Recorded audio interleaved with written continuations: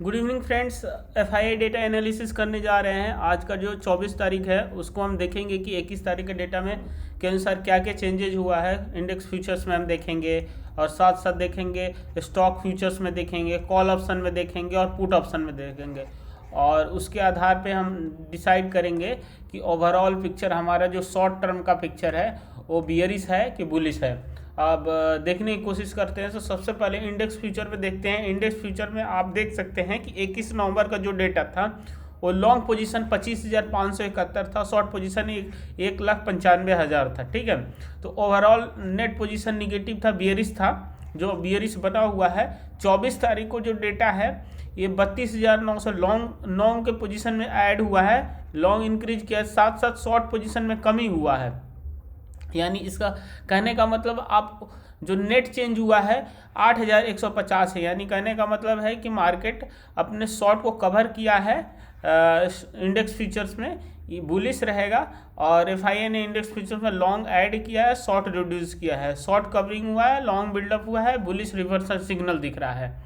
ठीक है, अब आप जानने की कोशिश करते हैं कि स्टॉक फ्यूचर्स में क्या उन लोगों का व्यू रहेगा।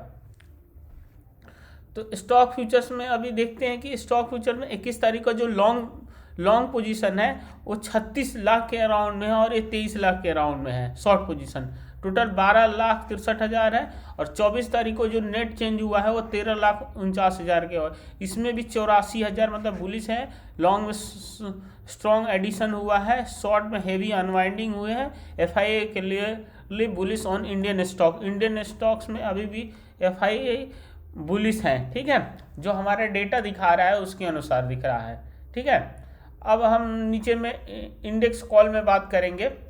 तो इंडेक्स कॉल में सबसे पहले हम देखते हैं कि 21 नवंबर का क्या है। 21 नवंबर का जो डेटा दिख रहा है कि 5,84,000 लॉन्ग था और 24 तारीख को लॉन्ग पोजीशन में बढ़ा हुआ है। ठीक है, और शॉर्ट पोजीशन में भी इंक्रीज हुआ है, लेकिन जो पहले जो 21 तारीख को जो डेटा था वो 43,648 के अराउंड में था नेट पोजीशन, और ये घट के 5,080 के अराउंड मात्र रह गया है।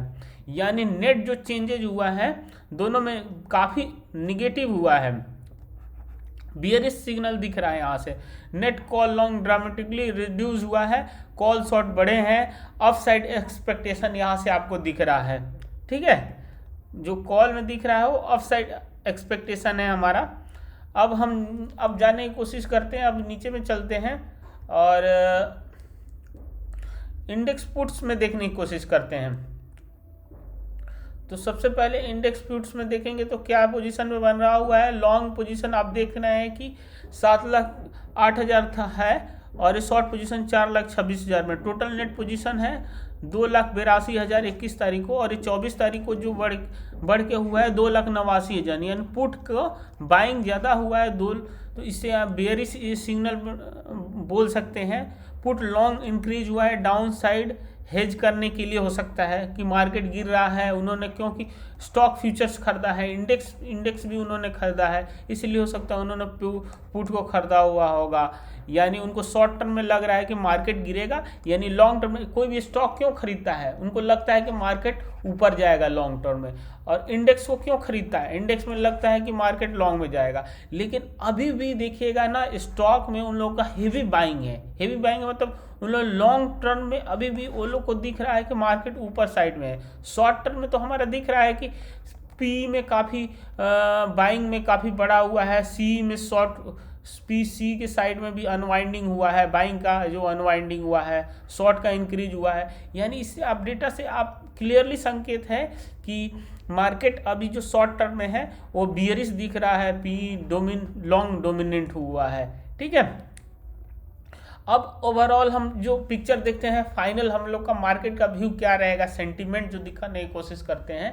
तो आप देख सकते हैं कि इंडेक्स फ्यूचर्स में बुलिश था। ठीक है, स्टॉक फ्यूचर्स में भी उन्होंने बहुत ही हेवी बाइंग रखा हुआ है, बुलिश है, लेकिन उन्होंने कॉल को साइड में अनवाइंड किया है और साथ साथ शॉर्ट को भी पोजीशन को बढ़ाया है, यानी बियरिश है। और इंडेक्स पोजीशन में भी उन्होंने पी साइड को बाई किया है, बियरिश है। ओवरऑल इंटरप्रिटेशन आप देख सकते हैं स्लाइटली बुलिश ऑन मार्केट है, मिक्स सेंटीमेंट दिख रहा है। लेकिन जिस तरीके से लास्ट आवर में 1 घंटा के चैनल में जिस तरीके से बड़ा फॉल हुआ है, मुझे लग रहा है कि मार्केट यहाँ से थोड़ा साइडवेज टू डाउन ट्रेंड में रहेगा। ठीक है, अब ओवरऑल इंटरप्रिटेशन अब देखते हैं क्या रहेगा का मार्केट में।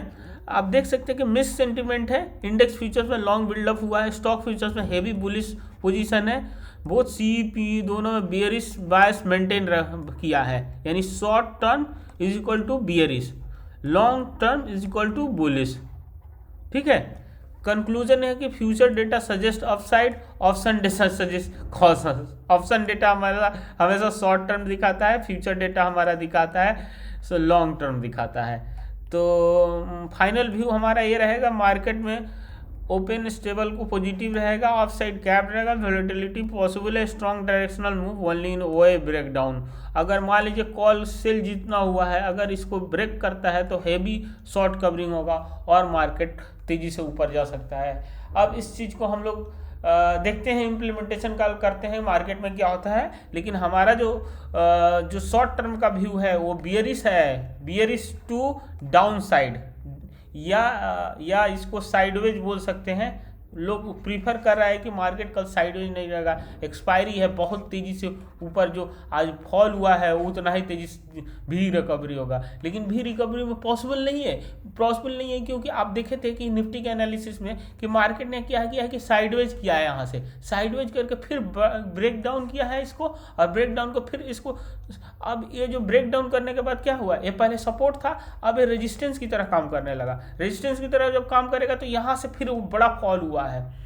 अब ये फॉल को यहाँ तक इसको जाने में क्या होगा, यहाँ पे जब तक टाइम नहीं व्यतीत करेगा, फिर यहाँ पे जाएगा, फिर यहाँ पे सेलिंग होगा, फिर यहाँ पे टाइम होगा, फिर ब्रेक करेगा, तब हो सकता है कि मार्केट ऊपर जाएगा। डायरेक्शनल मूव अपसाइड में पॉसिबल अभी नहीं दिखता है। अगर OI ब्रेक डाउन होता है तब हो सकता है कुछ डायरेक्शन 100 पॉइंट का 50 पॉइंट का डायरेक्शनल मूव हो सकता है। धन्यवाद, अब कल देखते हैं कि मार्केट में क्या होता है।